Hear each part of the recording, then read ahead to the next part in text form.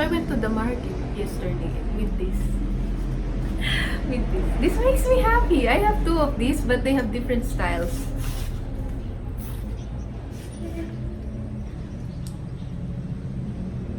And that is also a bit of I challenge.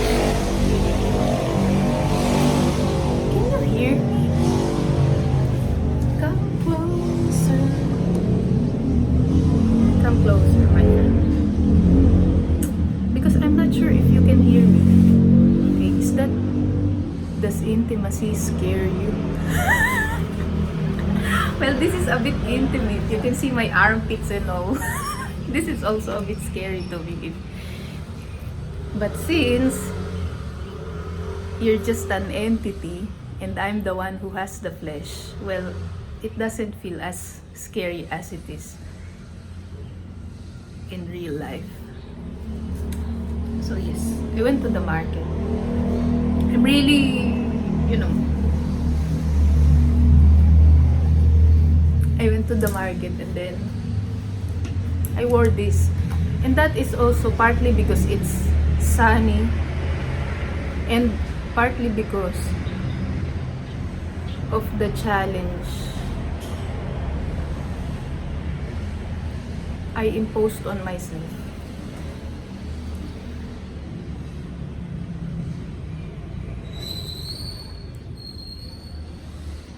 Because, like you already know, or do you? Have I ever spoken about this, that I'm scared of my own, my fellow countrymen? Have I spoken about this fear? I'm not sure if I have been explicitly saying this, but maybe it's noticeable even without putting words on it that I'm scared. And I tried to think why. I tried to think. I used to think, because I'm also often surrounded by other perspectives, people, and the way they think about things, that I'm prejudiced. I used to think about it that way, that I'm trying to beat myself up. Am I really prejudiced, or did I become prejudiced? I'm beating myself up because of it. And then I discovered that, well, that's how I'm thinking of how other people are thinking about a specific situation. But where is my own perspective? I'm trying to evaluate the situation that is unique to me through the other people's way of thinking, which might be correct with their experience, but with me, I discovered it's not correct, because the reason why I am scared of my fellow countrymen, number one, which I discovered this afternoon. Yes, afternoon already. Or morning, late morning. I discovered this late morning as I was speaking to my sister is that Filipinos are pack animals. It's very rare, or it's not very common, especially here. Maybe in the other lands, in the other continents, it's common to see just one walking in the wild.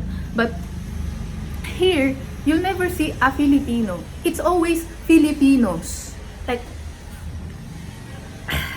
there's primarily because now that I thought about it, now that I'm thinking about it, earlier also I already discovered the answer. Because the streets are dangerous. Especially at night. You cannot, if you want to go outside, it's better if you have someone with you.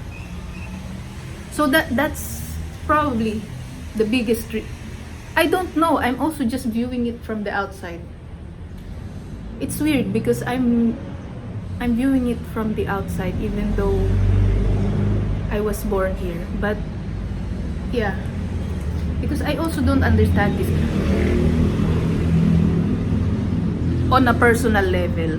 Yeah, on the community level I understand it, but on the personal level I don't, because ever since I was little, I'm a solitary animal.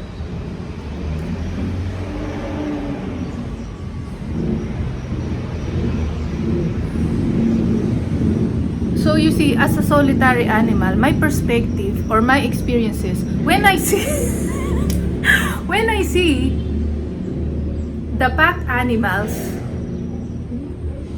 I have that animal instinct, of course. If they're coming my way, there is something that's triggered there.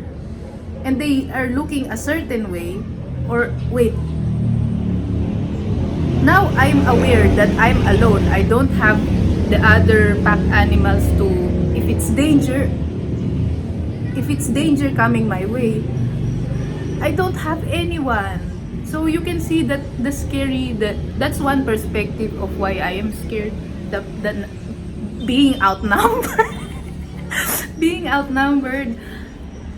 Number 2 reason why I'm scared of my own fellow countrymen is because all my significant primary wounds happened here.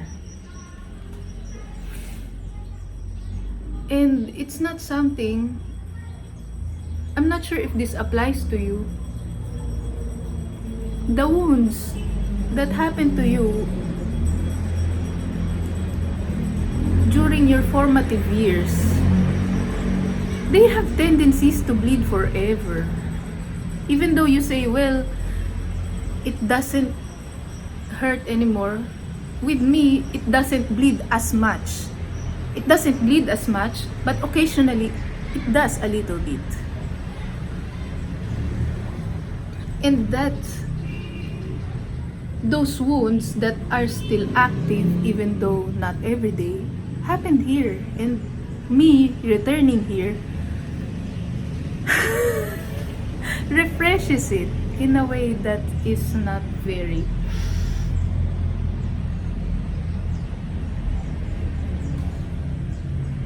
preferred.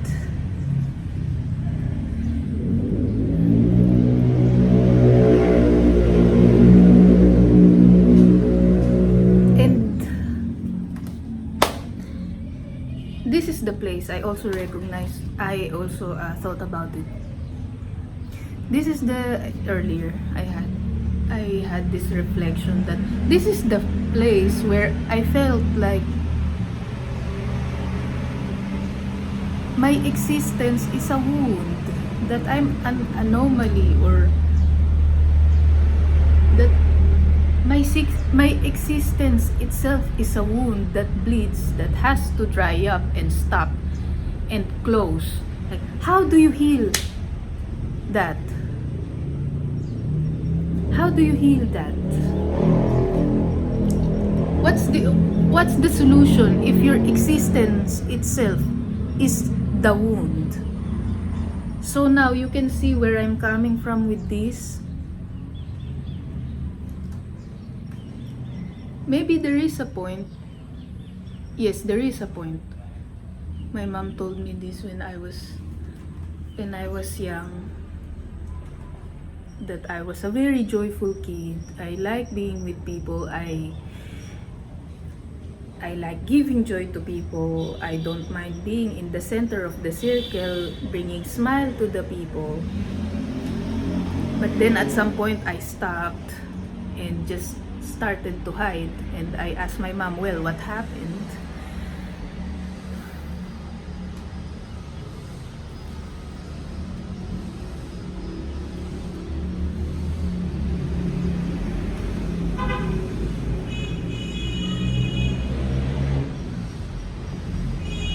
But yeah, those are the two main reasons I thought of so far why I have this fear that I thought was prejudice. Well, maybe it's a form of prejudice, because not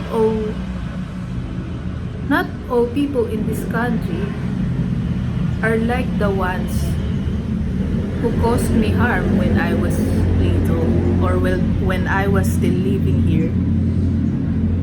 So I am sorry. I'm sorry. What will you do?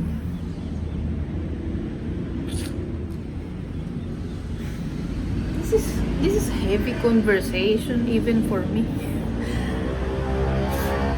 And I'm doing this near Jesus. Hi, Jesus.